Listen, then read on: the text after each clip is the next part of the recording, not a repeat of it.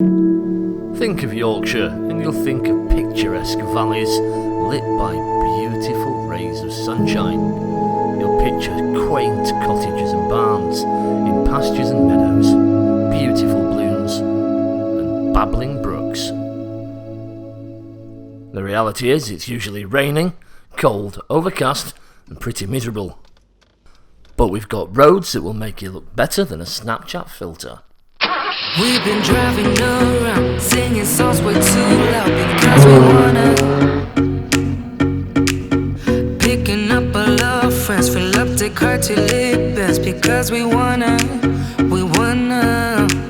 Yeah, we just wanna have fun. The trunk's full of wine. We're gonna stay up, have the time. The Yorkshire Dales are incredibly stunning, but not only that, they've got some of the best driving roads in the whole of the UK.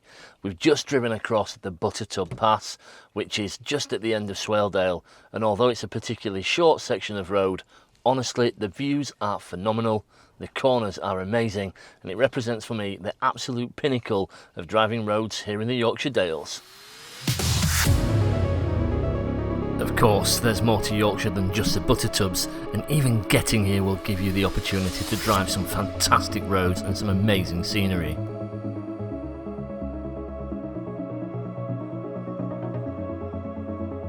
Open meadows give way to tight, twisting tracks. Steep descents followed by quick climbs. It doesn't matter whether or not you come to tear up these roads in a family estate car or in a two-door sports coupe, you are not going to be disappointed.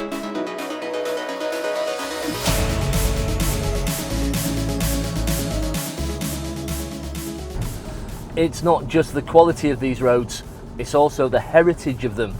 As I was driving and learning to drive and getting my first few cars, and I was coming and exploring the Yorkshire Dales, quite often I would recognise stretches of road from motoring shows like Top Gear, and it kind of really jolts with you, you know, that these guys are driving some of the most expensive and best cars in the world at the time, and they're coming and choosing these roads to drive on. And I think that just says a lot about the quality of the driving experience. Yes, there are some fantastic roads in Europe, but we've got plenty of homegrown awesome roads for you to come and enjoy in your cars now. Thing is with these roads that you don't need a £200,000 supercar to have absolute maximum fun. Nicola's behind me right now and she's in a Ford Puma 1.7 litre high revving engine, really lightweight, and the reality is she's probably going to have as much fun in that car as you would in almost any other vehicle here. You just want something that you can come and thrash around. Now don't get me wrong, it would be nice to be here in a supercar, but on these particular single track lanes, Puma's going to be just as good a weapon.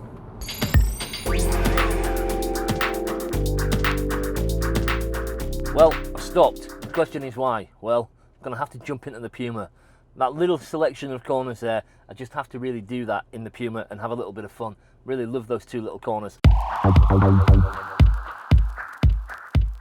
Got two cars with us today, the Ford Puma and also the Audi Allroad from last video. Now both of those cars for me have got perfect rear ends. They both remind me of a Kim K sex tape. I'll be quite honest, if those cars were a woman, I'd be buying them agent provocateur and spanking them furiously from behind. In fact, both of those rear ends are so sexy, I might be nursing a little bit of a trouser tent.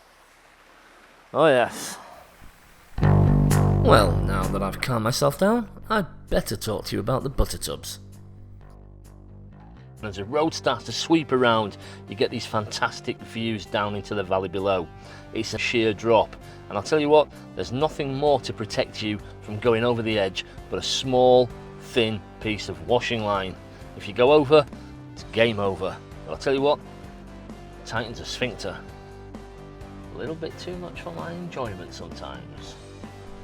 Having just come over the cattle grid, this is the start of the main section of the Buttertubs. The road's a little bit undulating at this stage and is slightly dropping down. You can't quite see the whole of the road ahead you're driving slightly blind as you're coming up to this left-hand crest, which dips over the top and then comes down into one of the rougher, most undulating sections.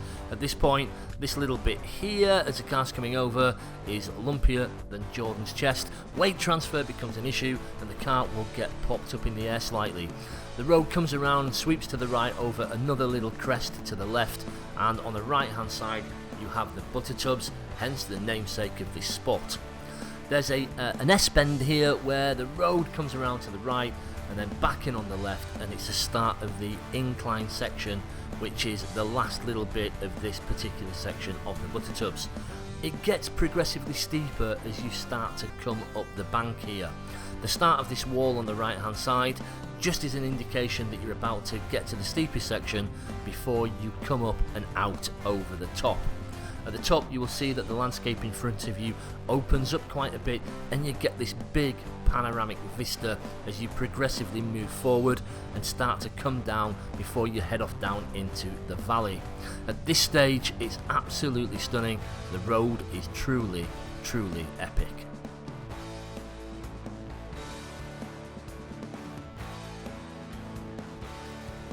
Let's do a high-speed run in reverse.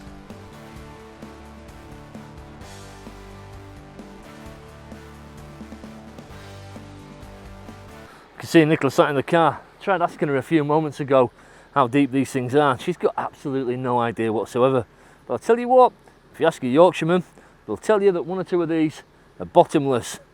And some of them, they're deeper than that.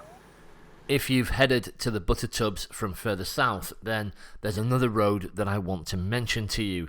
This is called Bouldershore Lane, and it's the turning just before Langthwaite, as you can see on this particular map here. Now, this road, as you're going to see from this footage, is a single track twisty road with some fantastic views. If you've headed from the north, you can actually come in towards the Buttertubs from this particular direction.